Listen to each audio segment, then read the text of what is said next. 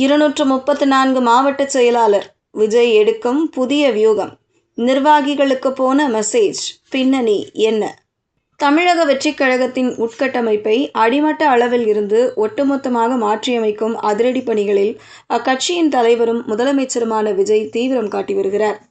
தேர்தல் வெற்றிக்கு பிறகு சென்னையில் நடைபெற்ற கட்சியின் முதல் முக்கிய நிர்வாகிகள் ஆலோசனை கூட்டத்தில் தமிழகத்தின் 234 தொகுதிகளையும் மையமாக வைத்து ஒரு மெகா வியூகம் வகுக்கப்பட்டுள்ளது. தமிழக வெற்றிக் கழகத்தில் தற்போது மாநிலம் முழுவதும் 132 மாவட்ட செயலாளர்கள் பொறுப்பில் உள்ளனர். தற்போதைய தேர்தல் வெற்றியை வெறும் ஆரம்ப புள்ளியாக மட்டுமே பார்க்கும் விஜய், அடிமட்ட அளவில் கட்சியை பலப்படுத்த இந்த எண்ணிக்கையை அப்படியே மாற்றியமைக்க திட்டமிட்டுள்ளார். அதன்படி தமிழகத்தின் மொத்த சட்டமன்ற தொகுதிகளின் எண்ணிக்கையான 234க்கு இணையாக 234 மாவட்ட செயலாளர்களை நியமிக்க ஆலோசிக்கப்பட்டுள்ளது.